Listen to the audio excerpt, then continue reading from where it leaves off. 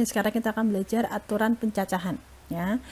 Di mana kita akan belajar aturan penjumlahan, aturan perkalian, notasi faktorial, permutasi serta kombinasi.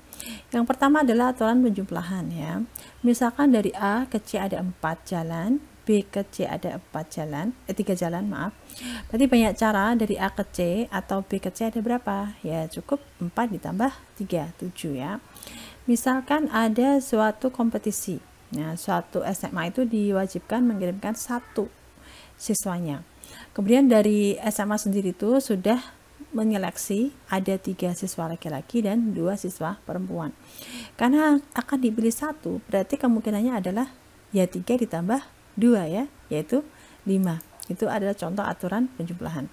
Sedangkan untuk aturan perkalian, nah misalkan dari A ke B ada 4 jalan, B ke C ada 3 jalan. Berapa banyak jalan dari A ke C melalui B? Berarti berapa ya? Ya 4 dikali 3. Kan bisa kemungkinan begini ya. 1, 2, 3, 4, 5, 6, 7, 8, 9, 10, 11, 12. 4 dikali 3. Gampang ya. Untuk aturan perkalian itu kalian akan lebih sering dihadapkan dalam bentuk filling slot atau mengisi tempat kosong. Misalnya gimana Bu? Misalnya begini. Ada angka 0 sampai dengan 6. Dia akan dibentuk bilangan ribuan. Ini ada angka, ada bilangan. Jadi jelas berbeda angka dan bilangan. Ya. Contohnya ini, 3000 itu angka atau bilangan? 3000 itu adalah bilangan. Bilangan yang terdiri dari berapa digit? 4 digit. Angkanya siapa? 3 dan 0.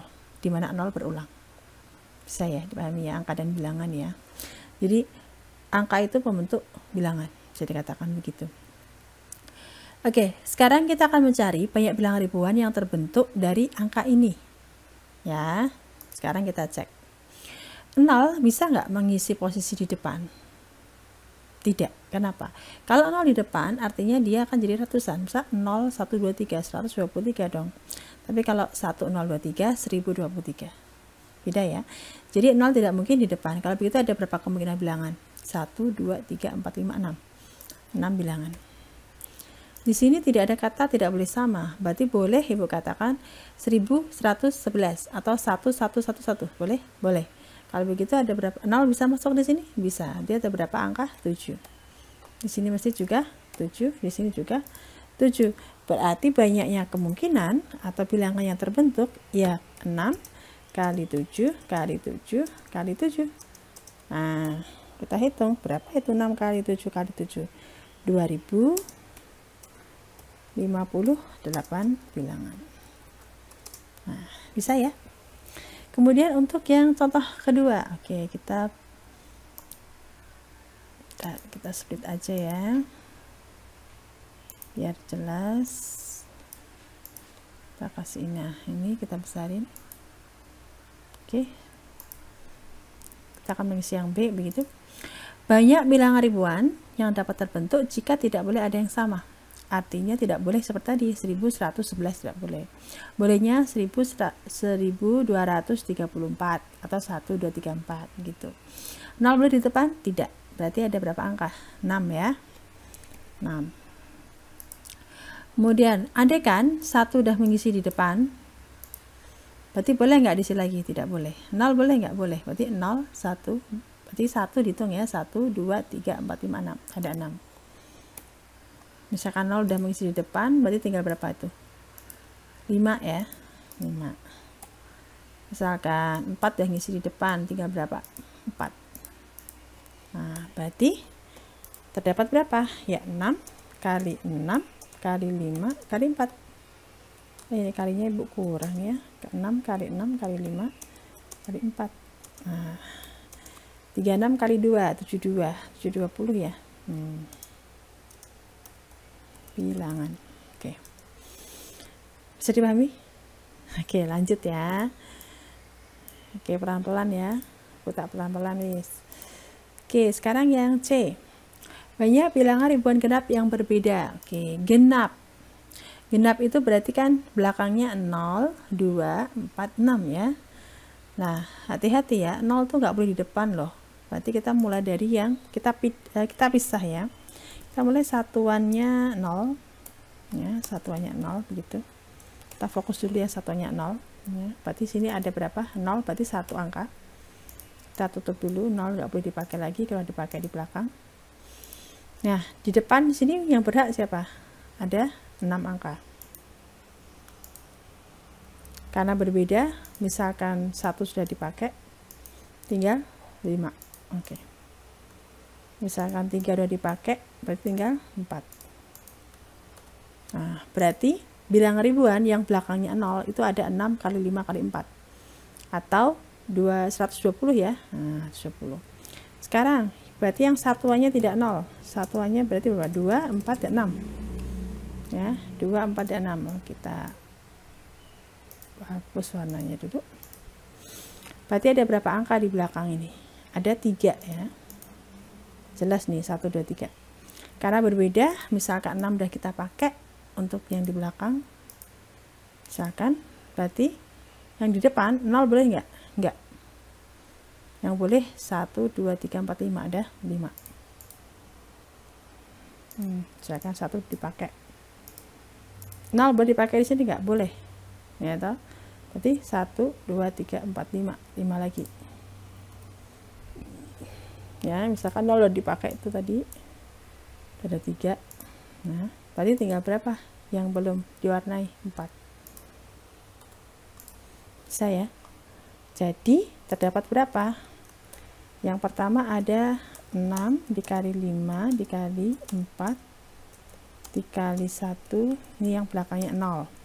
Ditambah yang belakangnya 2, 4, 6 itu ada 5 dikali 5 dikali 4 dikali 3. Ini tadi berapa ini? 2 kali 6, 120 ya. Ini 25 kali 4, 100, 100 kali 3, 300. Berarti 420 ya. Bisa ya? Oke. Sekarang yang terakhir. Banyak bilangan, kita kasih yang dikit aja ya, bilangan ribuan berbeda begitu katakanlah, biar nggak terlalu banyak. Soalnya kita tambahin aja berbeda. Nah, semakin banyak syaratnya itu semakin sedikit bilangannya ya. Coba kalian lihat dulu. Yang pertama, yang penting adalah ribuan, ada 2058, 2058. Sedangkan sudah dimulai dipisah, yang tidak boleh kembar masih ribuan 720. Dipisah lagi dia genap dan berbeda ada 420. Nah, jadi semakin banyak syarat bilangannya akan semakin sedikit. Nah, sekarang bilangan ribuan yang berbeda nilainya lebih dari 3000. Berarti paling kecilnya berapa? 3012 ya, itu paling kecil. Berarti yang boleh mengisi di sini 3, 4, 5, 6. Ada berapa angka? 4 ya. Andaikan 3 kita udah taruh di depan gitu, berarti nggak boleh dipakai lagi di tempat kedua. 0 boleh? Boleh. Ada berapa berarti? Ada 6. 6. Misalkan 0 udah dipakai itu ya, 0 dipakai. Berarti nggak boleh dipakai lagi kan? Tinggal berapa? 5. Oke. Misalkan yang dipakai 5. Oke. Tinggal berapa nih yang belum? 4 ya. Nah, kalau begitu ada berapa bilangan yang lebih dari 3000? Bilangan yang berbeda ya, 4 kali 6 kali 5 kali 4. Ini 24 ya, 4 kali 6 24, 24 kali 2 48 ya, 480 bilangan. Bisa ya untuk filling slot. Nah, jadi kalian harus banyak lebih latihan. Untuk berikutnya kita akan belajar notasi faktorial. Selanjutnya adalah notasi faktorial ya. Notasi faktorial itu bentuknya adalah n tanda seru ya. N tanda seru ini dibaca n faktorial. Artinya apa Bu? Artinya n faktorial itu n dikali n kurangi 1, n kurangi 2, n kurangi 3 sampai 321, di mana n-nya bilangan asli. Ya, jadi mulainya dari memang 1 ya terakhirnya. Khusus untuk 0 faktorial kita definisikan 1. Ya, jadi khususon. Ya, didefinisikan memang 0 faktorial adalah 1. Langsung ke contoh saja ya. Untuk 4 faktorial. 4 faktorial itu berapa? Kalau kita lihat definisinya, bentuknya berarti 4 dikali 3 kali 2 dikali 1. Berapa itu? Yes, 24. Jadi nilai 4 faktorial adalah 24. Nah, bagaimana kalau pembagian?